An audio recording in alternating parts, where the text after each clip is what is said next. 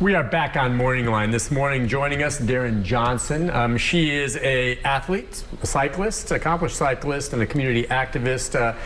Clearly someone who believes that transgender athletes, which you are, should be allowed to compete, and that the world of that competition expanding beyond, people gaining more understanding. You know, it's interesting. I was doing a little research before the show this morning, and was looking and saw a comment from Chris Evert, tennis player.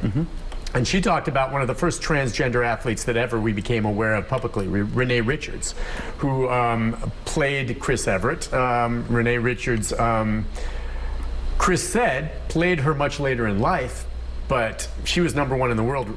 Everett was, and Richards, who at this point was in her 40s and not nearly as, and still Everett said she barely was able to beat her. Barely able. She was stronger, hit a more powerful shot. Ultimately, fitness won out.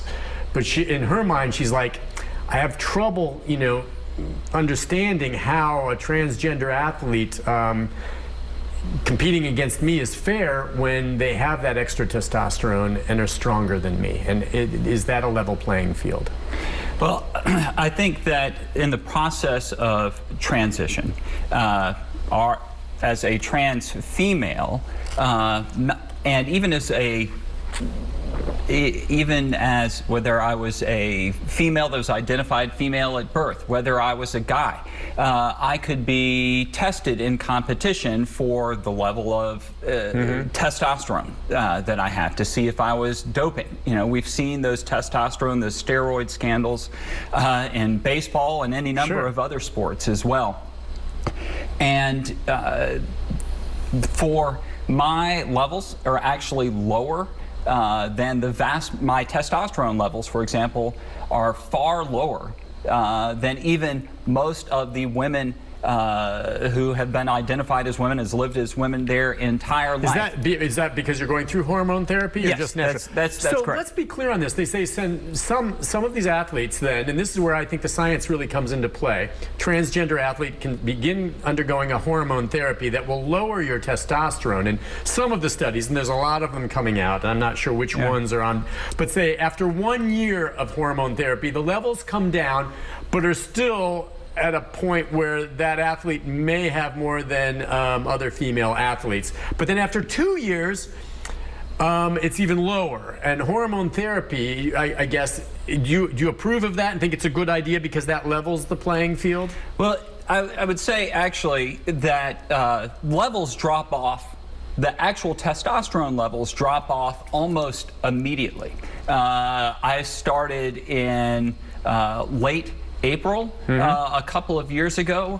By this time in June, mid to late June, so 6-8 weeks later, I was barely inside the bottom edge of normal for females. Okay. I had been kind of right smack in the middle average range for cisgender men who've been men their entire lives, and within 8 weeks, that level had already dropped down to barely within sort of normal female range.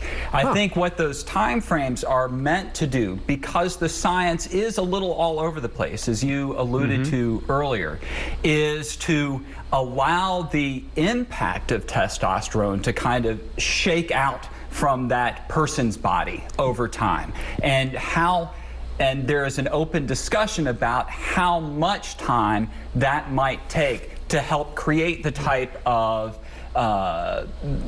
more even competitive fields once trans folks participate. Because you wonder, maybe, for instance, how long does it take after the testosterone level has come down, maybe for whatever muscle that you have to the size that you may or may not have that's bigger than someone else comes down. It may take longer than that. Your testosterone level may come down, but physiologically you may still have a physical advantage for a period of time. That may be true. Okay. And one of the things I would point out, though, is that if I was a person who identified as female from birth, and I was tested for testosterone levels, and my number was high. For a first-time offense, it kind of depends on the sport, right? But for a first-time offense, if I was found to be intentionally taking testosterone to improve my ability, that ban might be 6 months. It might be a year.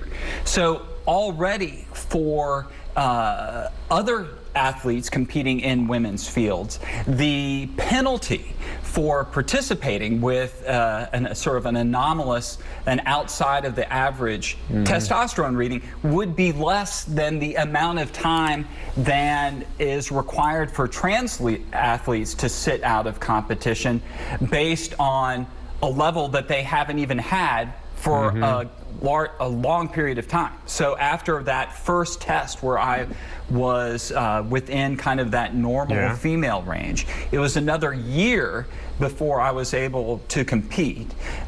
During that time, of course, all other types of things in my life were going on as well. And so do you compete now against? Yeah. Okay, so when absolutely. Do you feel when you compete against men and women, or just women right now? And just women. Just women, because I mean, in and some, that's the way. And there can be some open races where everyone competes, but exactly. And in your experience competing against women, and you, a woman yourself now, identifying as a woman, do you feel you have any unfair advantage?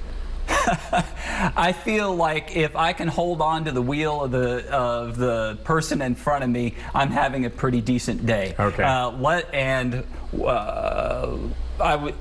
The times that I've been fortunate enough to be on the podium actually is often because of the numbers and participation level in women's sports, which I think, honestly, is a far bigger issue than my involvement. So I might have ended up on the podium, but that might also be because there was only 8 total people in the field, right? And in that 8-person field, there's actually different categories of racing. They've just clumped us all together because the numbers for each field, were together. So. Okay, let's take a phone call. We've got Stacy.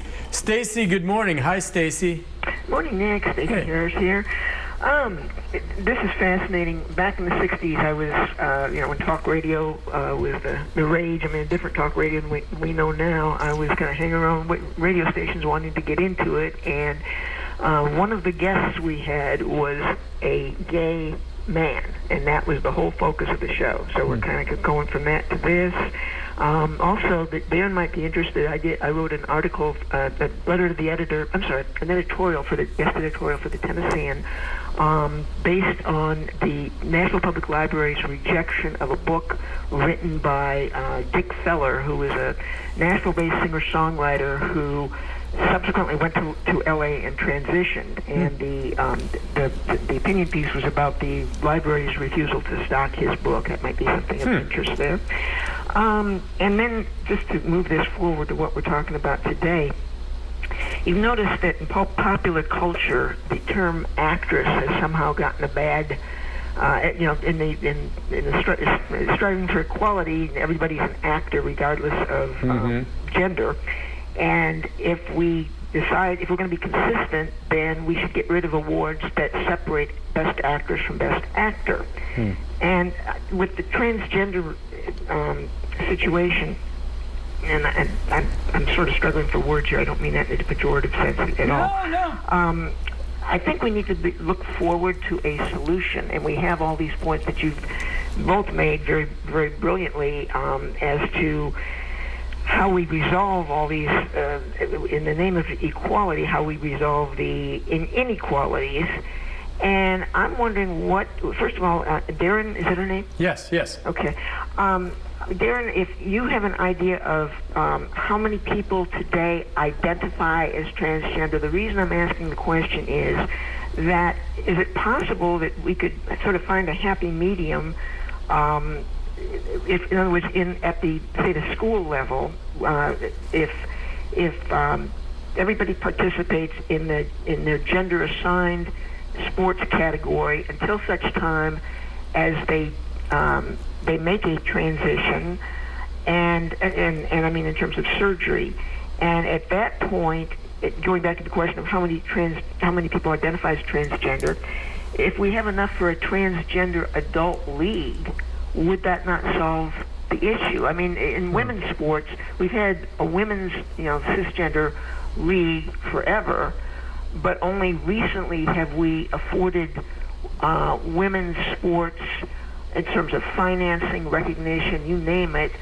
anything close to the level of men's sports. So would there be a willingness within the transgender community to proceed in this way? So we're trying to, because this is new territory for everybody, in a way that tries to unify all the different attitudes. Oh, it's just great points. Listen, Stacey, thank you. She brought up a bunch of good stuff. We're going to take a break, and then when we come back, I'll let you address that, the whole idea of maybe a transgender league, which I've heard before. And I agree with Stacey. I've always wondered, best actor, best actress with the Oscars. I'm like, look, there's no advantage for a male actor over a female. There's just talent there if you're a great actor or actress. Why not just call it best actor? Across the board forever. I don't know. That's just kind of my take. I guess it's just another award they can give out. But Stacey, excellent point, Stacey. I appreciate your call. We'll take a break, and I promise we'll answer what you just brought up right after this.